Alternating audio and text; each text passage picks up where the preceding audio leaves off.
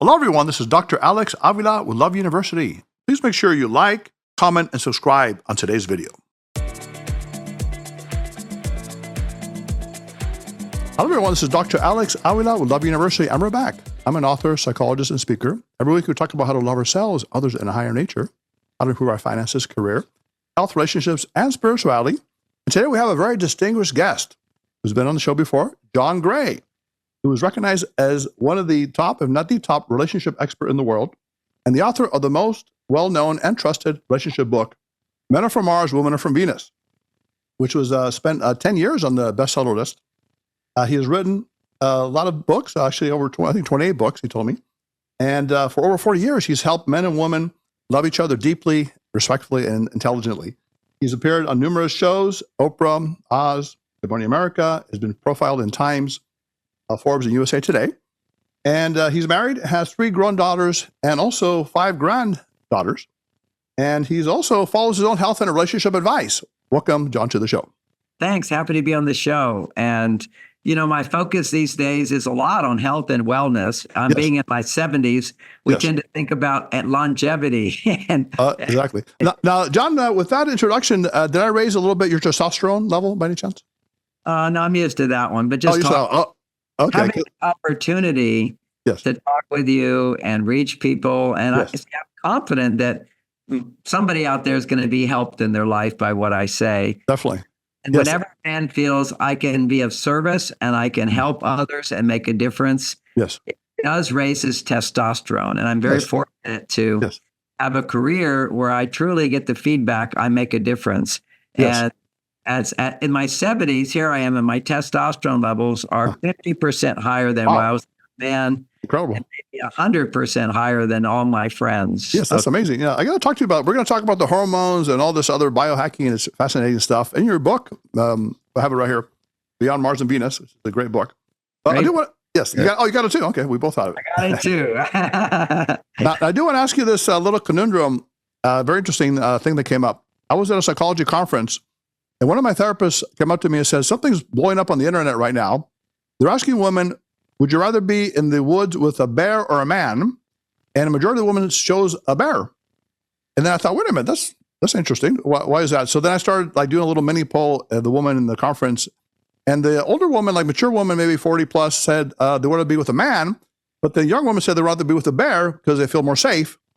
I know it's one of the things you talk about, safety. So what's going on? Are things changing in society? Are women less secure with men? Or is that just a small sample?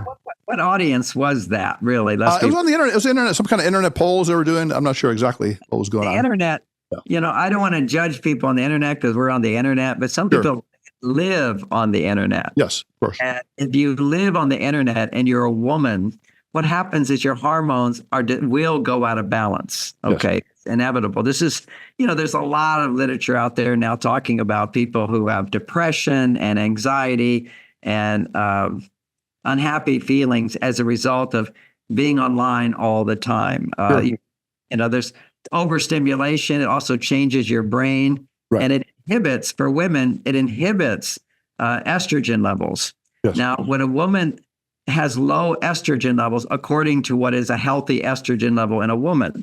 Now, some people might say, well, how do you know what a healthy estrogen level is in a woman? Well, there's doctors and there's massive research understanding that if your estrogen levels aren't at a certain height, you will be sick, okay? Yes. You will be depressed. You will be anxious. You will be unhappy. You will suffer more. Right. And you'll have heart attacks and all kinds of other problems earlier because your hormones are out of balance. It's like blood pressure. They kind of have a basic idea of what your blood pressure should be. We know for men, they need a certain amount of testosterone. Otherwise, they will be depressed. The number one factor in male testosterone, you can look at it many different ways. But if you have a mindset, let's say my mindset is I'm a failure. I don't make a difference. My dreams aren't going to come true. My testosterone levels will drop. If I believe that I'm a success and I make a difference, I'm in the right place at the right time and people need me and I have a mission in life, your testosterone levels will be high. Right. So it's the mindset. But what really raises the testosterone in men is that mindset that motivates me to take action that actually is productive. When you have action which is productive, you maintain testosterone. Right. When you have action which is not productive, but you still, like danger, anything that produces dopamine, you could drive your car really fast. Right. You could go beat somebody up. You could go drink a lot of alcohol, whatever. Right. These are things, take drugs, produce dopamine. You will experience a surge of testosterone, feel really good, but it will crash back down. Right. But here's the point I was trying to get to, John, is that one of your material, you said that women today are more independent and possibly have higher testosterone, which may reduce trust. So I wonder if that example I gave you, do you think that's a possibility? What's going on?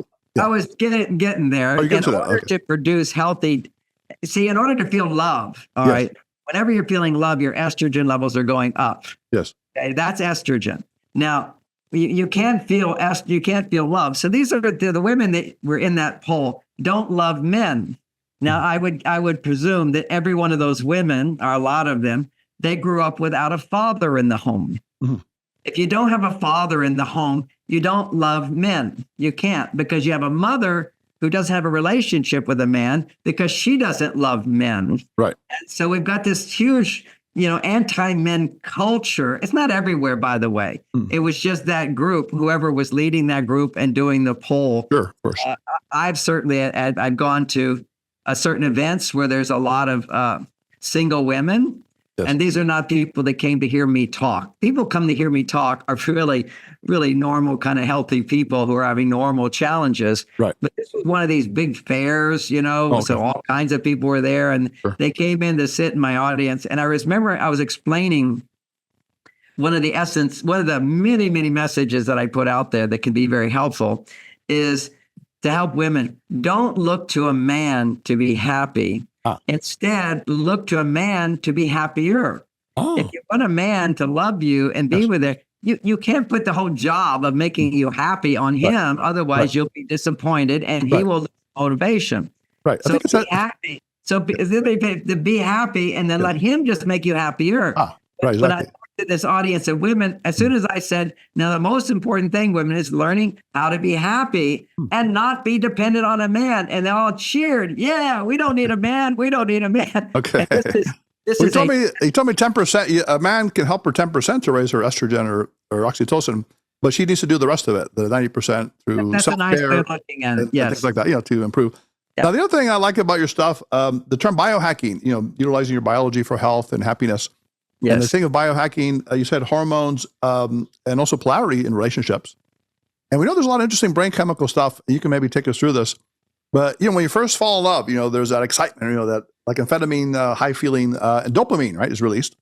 And then that may go away, and then people crash, and maybe they're not compatible based on their personalities. So take us through that. What happens when people fall in love and then later on they get married? Things change.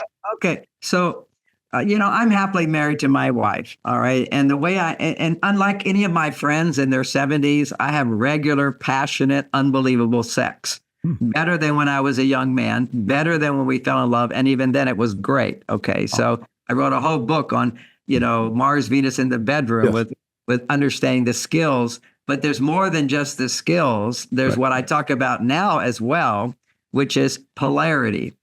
In order for a man's testosterone, in order for a man to be turned on to his wife after 30 years, right? And we're just talking, there's that honeymoon period, which is where dopamine gets produced because it's new. Okay. Anytime there's new and there's sex involved, for a man, his testosterone levels double. Okay. They shoot up. And for a woman, if she feels safe, then her estrogen levels will double as well. What we have the research on is that when a woman's estrogen levels double, she finds men, she wants to have sex with a man. If her estrogen levels don't double, then she's not horny. Okay, she doesn't want to have sex.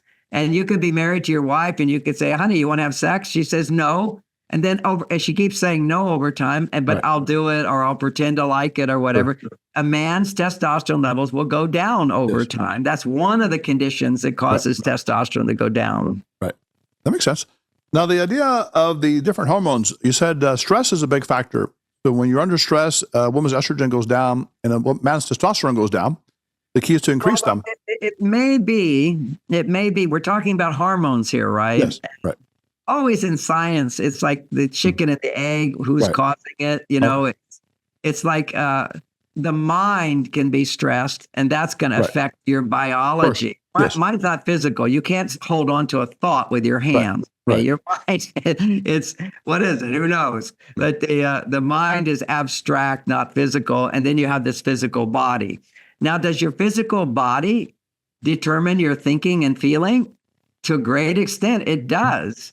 If you have a toothache, you can't be happy in your mind, okay? It's very, very hard. If you take LSD, you're in a completely altered state. If you were to take ecstasy, you feel so much love. Oh, okay. You can't get an erection, though, but you can certainly feel lots of love. So we have to look at the reality that the physical body can affect the mind tremendously. And of course, your mindset or your emotional set can affect the body. So it's a two-way street. Yes. And I want to bring this out because the universities now, besides the foolishness in the universities where they basically say that men and women are the same, which is nonsense. Of course, we're different. That's been my work for 40 years, pointing it out. There's like hundreds of examples biologically of how men and women are different. And those, every woman who's had her period knows that the biology of having her period is not the same as wanting to make love. Okay.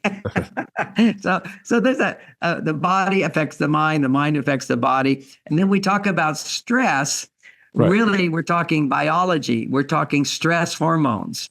Now, do stress hormones lower testosterone? No. If your mindset is not producing testosterone, then your body will produce cortisol. Okay, so basically, if you have a mindset or a relationship, mindset is not enough. Mindset is just kind of like what I think, what I feel. That's certainly going to affect my hormones. So I have great self-esteem, great mindset. I've dedicated my life to personal growth. And so I'm an example of that.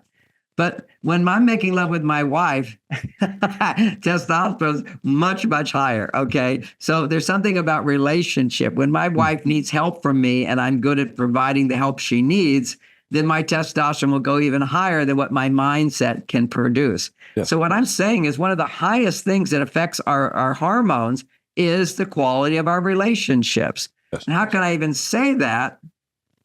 If you look at the research, people who stay married live longer and have less sickness and disease. Not mean they're all going to be perfect or whatever. There's poisoning. My wife was poisoned. My mother was poisoned. My father was robbed and left in the trunk of his car. So things can happen where people don't live long lives. Accidents occur. Right. But when you actually look at the averages, not everybody's having those accidents. Then what occurs is people live longer when they're married, not when they're single. People live long on average. This is like super health. This is vitality. And then people will say to me, well, that's the people who are married that are happy. And I go, no, that's not. That's everybody who's married. And so many people have problems, but look at so many people who are single. We're all suffering until we can manage our own feelings, whether you're married or you're single. Definitely. It's pretty much the same. Yeah. It's all about how can you process it. Right. So bottom line here is that when men are not doing things or planning to do things, that the result of that will be testosterone goes up. But if they're not doing things or planning to do things and following through, their testosterone will go down and their stress hormone will go up. And the same thing for women. Estrogen goes up when women feel, I need help and I can get help. Okay, so I need help and I can get help. Suddenly, her estrogen levels will begin to rise. Right. So that audience of women who say they don't need men will never have a man in their life. Clearly, they'd rather have a bear and they'd rather live a life on their male side. Right. And there's a thing about men, is I have my wife. I love her. I take care of her. I love coming home to her. But I as a man, want to be in the jungle with the bear. Okay, that's you want to be with the bear. Okay. Okay, I'm a hunter. I like solving problems. Okay. Ironically, I like chopping wood. Okay. I saw a study recently. I heard about it where they found that if men are doing a task and you tell the men they did it best, their testosterone goes up. Right. If the men who are doing, regardless whether they did a good job or not, if you tell them that they weren't as good as others, their testosterone goes down. So that's the first thing. And then they found that let's have these guys go chop wood. And they all had higher testosterone levels, regardless of what anybody said. Right. So there's a reality to doing things that use your muscles that are challenging for you that will build testosterone. Yeah, it makes a lot of sense. And what I like about your work is that you also have a lot of balance involved, the polarities, because you talk about the different stages. The men who have the highest testosterone may be bachelors and then committed relationships. And then once they get married, there's love and family. And then you said the estrogen goes up unless they counterbalance that. That's right. You have to counterbalance it. So let's say you get happily married, you got family and children, you're in love, but you said oxytocin rises. How do you get your testosterone? Do you need to go out in the jungle and capture an animal or something? That's exactly. That's just a metaphor with chopping wood. Yes, exactly. It's basically you maintain polarity. Yes. By doing things with your wife that allows her to feel dependent on you. It allows her to feel safe. Right. It allows her to feel I get benefit from you that I can't give myself.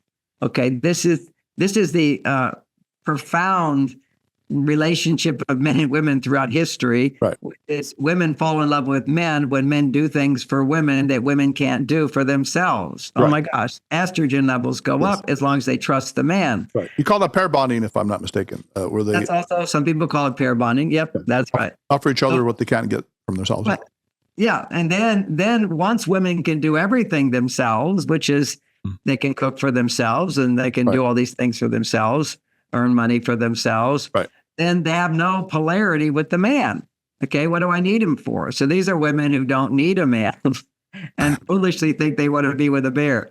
And if you were a woman who was stuck at home all the time raising your kids and you weren't living in a vibrant community of other women who were having children and they were all interacting with each other and you had men who took care of you, you wouldn't want to go out and be a bear. You'd be very happy being in your place. And that's where women used to be when relationships were really great.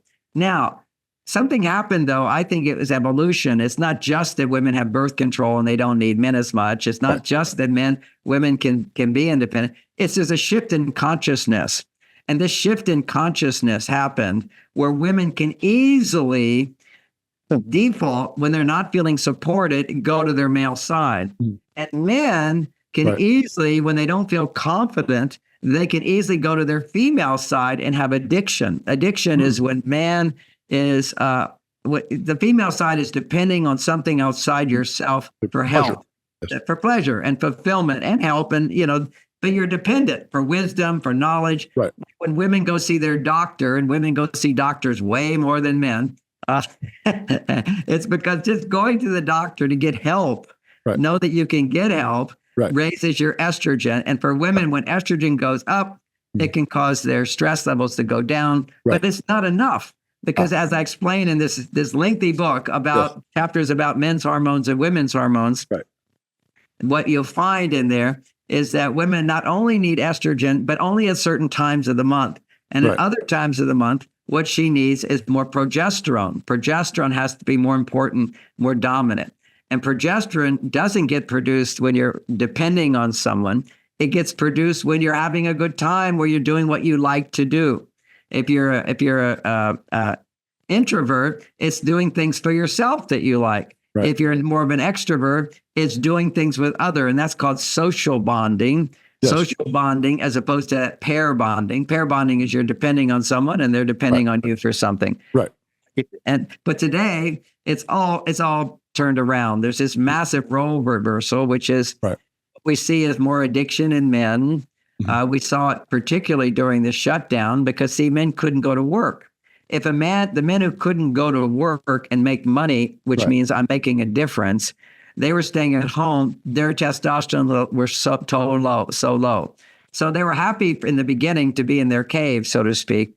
But being in the cave lowers your testosterone if you didn't first use up your testosterone. So an idea in Mars Venus is men have to use up their testosterone, then they go to their cave, enjoy themselves with some challenging activity, whatever it might be, or anything that will distract them from whatever their problems are. So you basically go into distraction mode. Yes. And the ultimate distraction mode, ironically, is meditation. This is where I learned all this stuff because I was a celibate monk and practiced prayer and meditation. Yes. Or unhappy. Okay. It would be the practice itself that I did was very rigorous, but then I could just relax and just enjoy myself. And that's what men have to do. They have to work hard. Yes. Then they have to relax hard, so to speak, do something they really enjoy doing. And that's challenging, but doesn't have to do with intimacy. Intimacy produces estrogen. So his testosterone's down. Now he needs to rebuild it in a non-stress environment. That means a non-stress, challenging environment. Then his testosterone comes back up. He's forgotten his problems at work. He can now go to his female side and spend time with his wife and his children. And his estrogen comes up and his testosterone is up. And that's the optimal place for a man to be. That's what you can get to the highest levels of through having sex. So the polarity there is I'm way on my male side and she's way on her female side. And so I'm able that creates a magnetic pull, which once you get through the honeymoon stage, that passion is going to go away. It goes away in couples. There's a lot of biohacks for that. But if you just look at what would be the result of those biohacks, like I have all kinds of behaviors that will strengthen testosterone in men, the male energy in men, strengthen the female energy in women. Because there's another thing that happens in marriage is not only do married men statistically for every age group, because these are averages. These are not men who take my classes and understand the dynamics, okay? But the averages, married men have the lowest testosterone. A single man at any age group, single guys will have higher testosterone because they're alone. They're more independent. Now you're in a relationship where I'm doing things for my wife. She's dependent on me for certain things. But I'm dependent on her as well for her to appreciate those things that I provide. And if she really provides it, then I get the ultimate thing that men need, which is sex. You know, sex is what keeps you young. I'm like a teenager. Okay. My energy in my 70s is not like my friends. My vitality is different, all because I have a polarity in the relationship that makes me want to have sex with my partner and her wanting to have sex with me on an equal level. Now, you said you have 50% more testosterone than younger, but is it the sex that raises testosterone, or I thought it lowers it, or does it have a combination? Let's look at the biology of sex. All right. So when a man is turned on, what's happening, his testosterone levels are rising in the presence of her. So he could be at baseline testosterone, which could be fine for him. He could be at a healthy testosterone level or a low testosterone level. And a woman gives him the message that she wants to undress in front of him. Now, for a woman to undress in front of a man, it means she feels safe. It means she feels appreciation for him. It means that she can trust him. She thinks he's a good guy. Those are all messages that raise testosterone. All right. So, okay. And she doing that is going to raise it more than, I have all these people come to my seminars. They're certainly raising my testosterone as well because they paid to see me. That's trust. They accept me. And, they're happy to hear what I have to say and they appreciate me. Okay. So those are the big testosterone producers for a man or a woman. It's just that for women, testosterone in most cases is not the cause of her stress. The cause of her stress is low estrogen. And estrogen gets produced when you feel somebody is there for you. You can depend on them and you need them. And most women go, what do I need a man for? Well, until I explain to them why you need a man, they really don't know. Okay. So it's kind of like, sick people are sick because they don't know what they need. The idea that a woman who's single and unhappy, that she knows what she needs is foolishness. Or a man. If you're an addicted man or you're a man who's abusive in some way or whatever, you don't know what you need. You have to control others. You don't. You have to provide for others. And there's all these ways. See, men only become aggressive and negative when their estrogen is too high. I was going to ask you about that. Yeah. That's kind of go ahead. Yeah. Well, it's a counterintuitive thing. I was going to ask you, you said male anger is feminine in terms of the estrogen increasing. So they're out of control of their feelings. Because most people think that male anger is macho, you're a strong guy, you beat someone up. Macho behavior like that If it's angry macho, it's extreme. my wife calls me macho man. Okay. Oh, really? My macho man. Okay.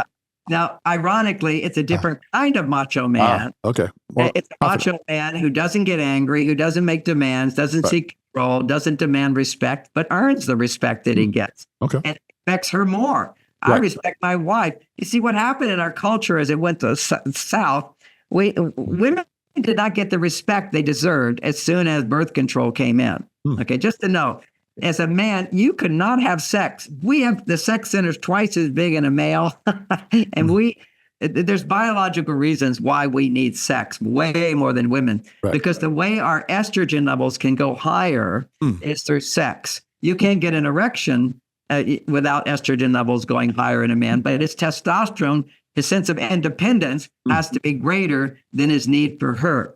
Okay, so otherwise he's a needy guy, and no woman's going to be turned on to a needy guy. And so what we have today is all these sensitive guys who get their feelings hurt. If your feelings are hurt, men, by anything a woman says or does, you are a complete turnoff to her. She will not be turned on to you. She will feel like a mother to you, because the part of us that gets our feelings hurt is the most primitive part of the brain, childlike part of us. So we're like little children. And when a man is like little children, in the beginning, she may not be disgusted with him, but she'll feel like mothering him.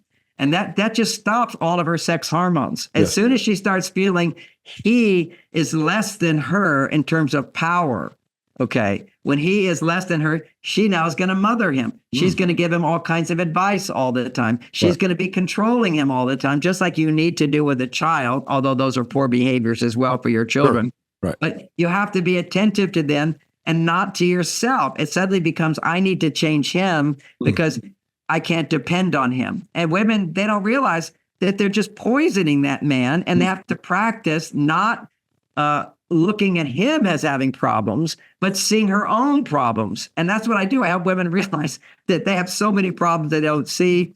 And I do it in a loving way, because they don't understand their neediness and how it shows up, how they deny their emotions, how they don't forgive. They'll simply say to me with a clear conscience, okay, like, I'm such a wonderful person, I resent him. If you resent a man, you're giving him poison. Okay, well, no matter what you say, if you're in your own world and you're saying, oh, I do this and that's why I'm angry, but I wouldn't be angry because I love him if he would just change. The thought that I would love you if you change is an insult. It's an arrow. It's a poison dart. But women don't know what to do. They don't know how to ask for what they need. They first have to learn, what do they need from somebody who studied women, the biology of women. What they need at certain times of the month is their estrogen go up. How do you make your estrogen go up? You have biohacks where you use a man, isn't the only way for your estrogen go up, but to get to the level of romantic feelings that people want, it's ecstasy. If you want to have that in your life, you have to have really good biohacks with a man who can bring your estrogen levels to a very high level. And that is like, we're talking about this, but people don't know what we're talking about. So let me just say one biohack. Simple. 4 hugs a day. I get up, I find her, give her a hug. That's an oxytocin producer. It's proven. A 6-second hug where a man pursues the woman. She's not going to him. That just makes her feel like a mother. He wants to connect with her and provide something of meaning to her. And so I have to explain to men what a non-sexual 6-second hug will do is even if she's mad at you, her oxytocin levels will go up. She'll begin to feel safe. First, if she's mad at you, she'll first feel it more strongly as you're giving her this nice hug because it's coming out of her. Then it shifts from looking at what he hasn't been doing, but what he does for me. But you need to feel safe. When you feel safe, then you can feel I depend. Then her estrogen levels can start to rise up. So when I say goodbye or she says goodbye, I find her, give her another 6-second hug. I come home, I find her. The kids all said to Daddy, Daddy. I said, where's your mother? She gets the first hug. Oh, they get that message. She's number one. Yes. Another biohack, if you want to have lasting love and great sex for your lifetime, commitment. That's why, remember I mentioned married couples, whether good or bad, they have healthier body, is because when a man is committed, no matter what, if he holds commitment, even if they're not having sex anymore, he'll still be healthier than other people. Okay, because when you're committed, testosterone goes up. And when a woman senses a man is committed through sickness, through health, through whatever, he's by my side, your estrogen levels go up. Wow. That's what she calls you, a macho man, right? Because you're a committed guy. Right? I'm very committed. I can see that. And then passionate. I wonder where you get your passion. Did as a little kid, were you passionate about talking about things like this? No, it's your passion increases. You have to realize I have, I love, you teach love, I teach love, but I also teach love and sex. Yeah. And what you open when you fall in love, and you can feel it every week, you're charged up with just feeling the same way when you first fell in love. And that is what I've done my whole life in relationship, is the way I have sex is to create polarity outside the bedroom. So when you get in the bedroom, the polarity wakes up your passion. Yes. And now then in my work, the passion's there as well, because those channels, those hormones are in my body. Right. After a week, they would go away if I didn't have that experience of raising my consciousness where I can be both masculine and feminine. That's the whole thing that can happen in making love, is you're raising the balance of the hormones. Exactly. Now, the other thing is you have some very, I would call it counterintuitive or interesting ways to look at things. For example, you say a man should not talk to a woman about his feelings, but he should talk to his buddies, his male buddies, and then they would joke around a lot, and that would balance the estrogen and testosterone. But he should listen to her feelings.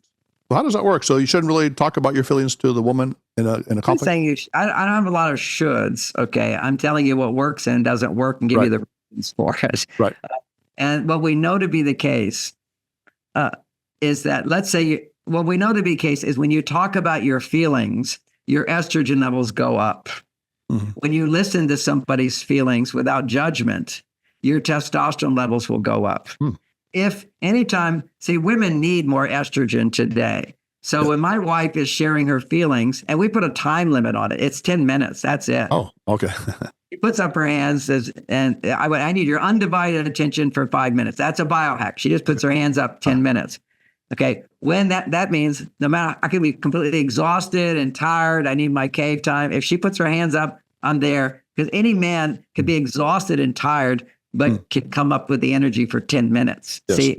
Okay. So if you know there's an end, these are biohacks. Let them know 10 minutes. That's all it is. Yes. And you will go from feeling, we're talking about talking in order to feel, talk about negative things, problems, emotions associated with problems.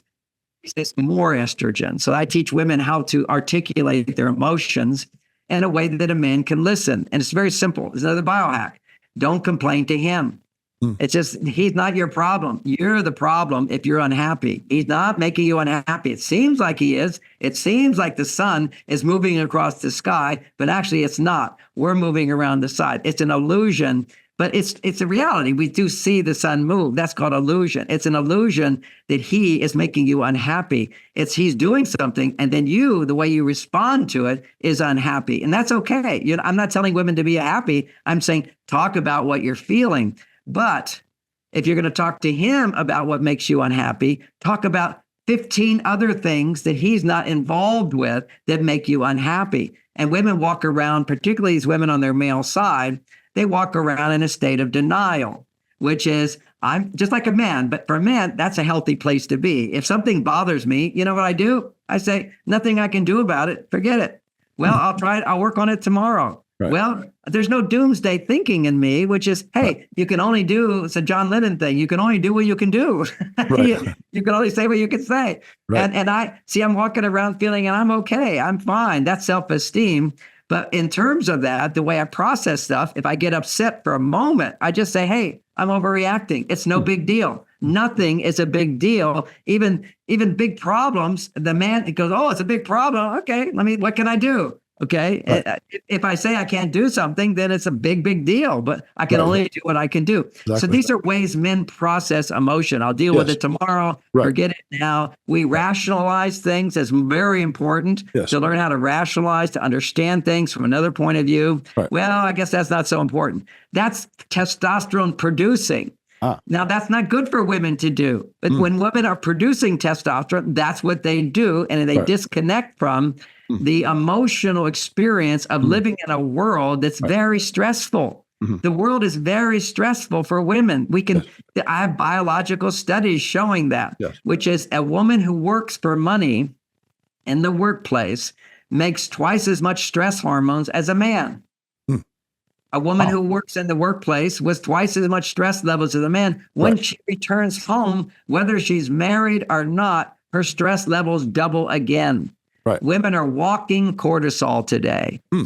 And the simple of that, ladies, is when you feel overwhelmed, or when you feel dissatisfied, or when you feel you don't have enough money, you feel you don't have enough time, you feel criticism towards men, or you feel you don't need a man, you're a walking bundle of stress and you don't even know. You know, if you go back to some of the historical spiritual teachings, the Buddha said the first stage of enlightenment in that system was the recognition that I'm suffering. And that's what I'm trying to help women do, is realize that your life is not so glowing as you think. You are suffering and it's not his fault. You're already suffering, but you push it down. And then what happens if you're in an intimate relationship, it gets projected on your partner. This is just standard psychology. If you have 15 bad things happen to you today, then when you come home and you see that your husband left his socks on the floor, you feel more annoyed than if you just had a wonderful day and he left his socks on the floor and you go, no big deal, he leaves his socks. It's nothing. And it is nothing. Let's get real here. But what happens in relationships, as I see as a marriage counselor for 40 years, people get upset over the stupidest little things. We all do. We get, you said this. No, I didn't say that. You said this. Well, what I meant was this. Well, no, you already said it. You can't take it back. You can't take, come on. This is like, you don't really mean it. Yeah, left the toilet seat up or something, or your socks on the floor. Yeah, well, for me in my marriage, there was one that went on for years. It was like a sword in my wife's life. Everything's fine, but then when she's stressed, then suddenly she gets upset about something. She used to find to get upset because I'm quite an amazing partner, according to her, and then my wife now. But she had to find something because she's stressed. The brain has to find a reason for it. So for her, one of the things that happened for several years is she would become so frustrated because I would leave the light on in the living room when I walked through. Who cares? In the beginning, she didn't care. But when it happens for you, and she said, John, you left the light on. You left the light on. Can't you remember? You know, in her mind, she's misinterpreting men. This is where how we can interpret each other makes a big difference. She's thinking, and this is the way women think, if you can't remember to do something little, how can I trust that you'll remember to do something big? Now, every man goes, of course, if I do something big, I would do something big. Little things are not that important. So I'm not going to waste my energy on little things. I will do the big stuff. This is why men have these long lists of things that she's asked him to do and he doesn't do it. And she thinks, oh, he doesn't care about me. I'm not important to him. No, it's a little thing. Men have learned in reality, if you do big stuff, the emergencies, you do big stuff, you get love for that. You get rewarded for that. If you do little stuff, you don't get much out of it. So what we have to understand is men have to do big stuff to win a woman over. You have to have a job. You have to have some communication skills, etc. But then once you've proven that, now you got every day you got to do little stuff. So that's another biohack. What are the little things that you can do for 10 minutes? Boom, I'll stop. 5 minutes. This is a really great biohack, which is the 5-minute request. I'm going to ask you, when she raises her hand like this, it means I'm going to ask you to do something that I can do for myself, but I don't have to do, because you're going to do it for me with a big smile, with a lot of enthusiasm, and you're going to do it right away. You're going to stop whatever you're doing and do it instantly. And I'm going to do this every day because that's her side of it. And he's going to do his side of it. And it only takes 5 minutes. Now, what that does is something very important in psychology, as something called a pattern interrupt. Women, when they're on their male side, they tend to be feeling all the time, I have to do this. I have to do this. I have to do it. It's like a snowball. Once it gets going, you got to break the I have to. And the most powerful way to break the have to is anything that you can do for yourself, you have to do yourself. So you're going to have him do those things. So you actually don't have to do something you can do for yourself. it breaks the pattern. Yeah, And it makes a lot of sense. it's so practical. Like it. And there's so many of these things that most people would think, why would you need to do that? Why would you? Yeah. And when I started reading your book, I started seeing stuff all by myself that can go into this. For example, the idea of, I'm kind of perfectionistic, but then I work hard, then I want to lie on the couch and just relax. But now I realize I'm replenishing my testosterone when I do that. Yeah. So I can see that. When you work hard, you lie on the couch. Right.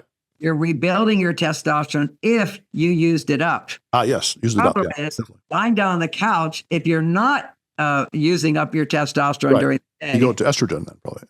Then lying on the couch will go to estrogen. Right. That's why women complain, you're a couch potato, right? They get pissed off at you because you're just lying on the couch. Now let's go into biology again. Any couch potato, what we call a couch potato, you know that a couch potato, what would define this phrase is they have belly fat. Right. Okay, so belly fat is the enemy of testosterone. You can do almost everything I suggest, and still you're not going to maintain that magnetism because biologically, that belly, its function is to produce lots of estrogen. Okay, it's just fat. Okay, fat in your body, it surrounds your organs, it interferes with your health as well. Right. But what I'm focusing on is particularly feeling the polarity in a relationship. So I have to keep my belly fat down, and so I spent years trying to figure out how to do this. Everybody has a tendency to gain belly fat, and most men my age all have belly fat. Sure, they like to eat. Yeah, it's pleasurable. It's natural for men to have higher estrogen levels as we get older. There's nothing wrong with that. My estrogen levels are probably higher than my wife's, I would guess. We haven't tested that. But see, estrogen is your female side. I just have a male side that's more powerful than my female.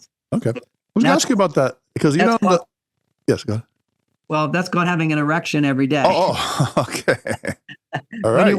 You're a lucky guy. I guess I can say that. It's not luck. It's not luck. It's skill, and it's keeping my belly fat down. Right. Now, I used to recommend a lot of supplements to help men. Right. And also, if you're taking a drug, you're not making testosterone. It's the drug changing your biology. It's not testosterone. And you're also vulnerable for heart disease.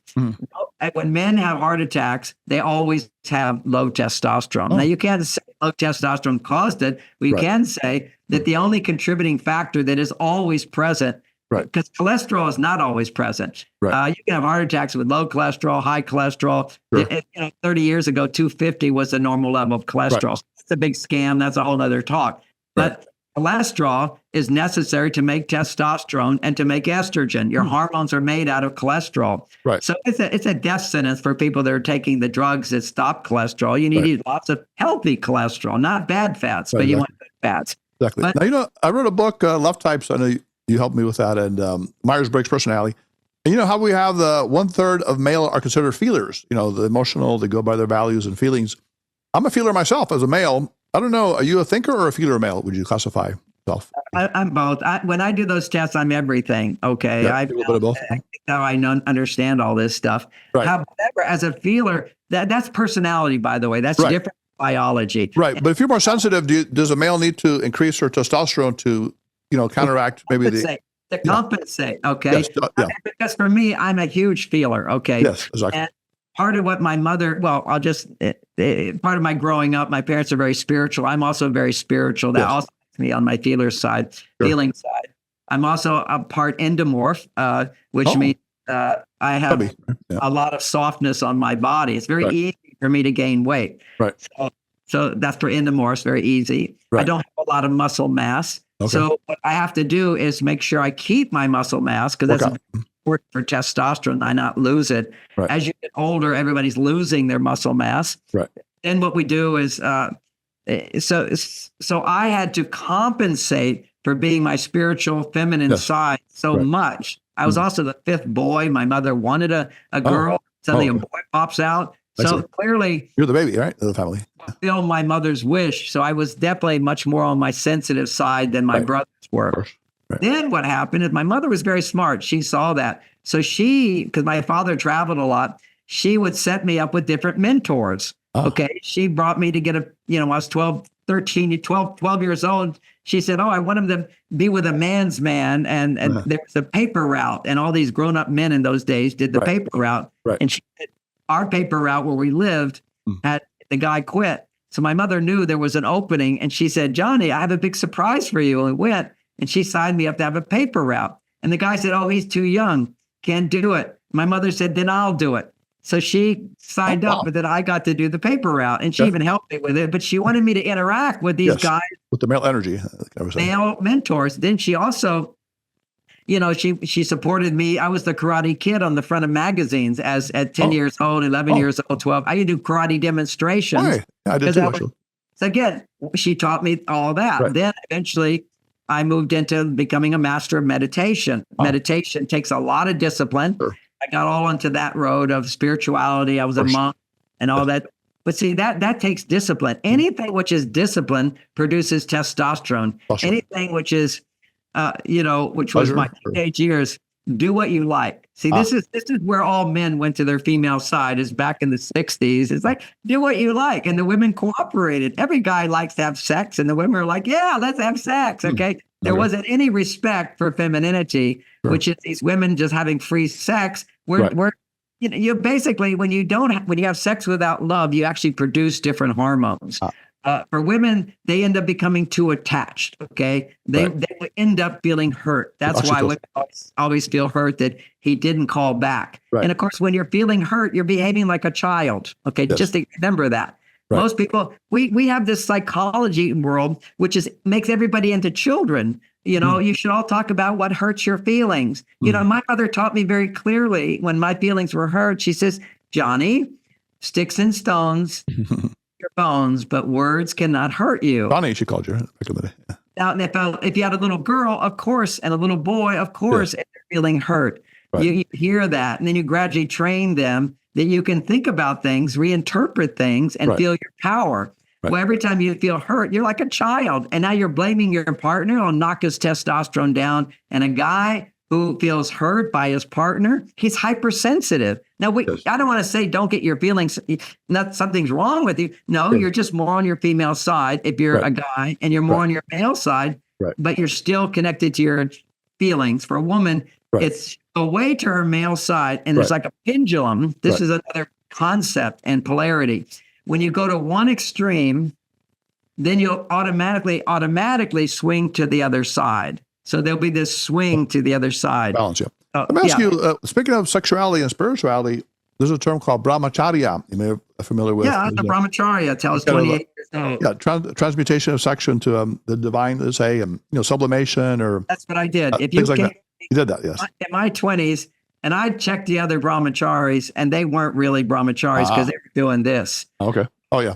If you're masturbating, that's not brahmacharya. I never masturbated, and you can smell, and my perspiration would smell like semen. So you can smell who's a real brahmachari. They're exercising. Is that good today in society? Do you think people should abstain if they're not having sex, or because there's the opposite situationships where they're a lot of people are just having. Yeah, there's no reason you have to have sex. There's no reason you have to have sex. This is just, the United Nations has now passed sex education where they're recommending masturbation in 3rd grade as an act of self-love. It is not an act of self-love. It's for males. It's now for females as well, which is disastrous because when women masturbate, it only increases testosterone. It doesn't increase estrogen. This is another biological phenomena. Yes. But for men, when they masturbate, they will experience a surge of testosterone for a few minutes. And then he hits, that comes back down to baseline. Now, research has shown that if a man has sex on Saturday night, but abstains from masturbation or sex for 6 days, when he wakes up on the 7th day, his testosterone will be 50% higher than his baseline. Okay, that's what it's going to be. Yeah, so more motivation to have sex because of the higher testosterone. Motivation not to have too much sex, but it's also motivation that you have to have regular sex unless you have a spiritual practice where you can sublimate that sex energy. And people used to have spirituality. Another thing about when it comes to marriage, if you want to know one of the important aspects of marriage, just by looking at statistics, is that 80% of the people who stay married, who are married now, 80% who stay married, believe in God. Okay, they believe in God. Higher power, higher nature. 20% who are married. So see what's happened for women when you don't have a belief in God or a higher power. Okay, when you don't have that, you feel you're all alone in this world. But people who believe in a higher power recognize that I'm not alone. I've got helpers. It could even be your guardian angels, whatever your belief, that you're not alone in this world. Because believing in God for women produces a lot of estrogen, because you're not alone. You're praying, you're talking to something. Now, for men, believing in God, because I believe in God, I talk to God every day. I spend hours at my meditation. When I'm believing in God, I believe in the truth that this is a force in the universe that organizes events based upon what we do.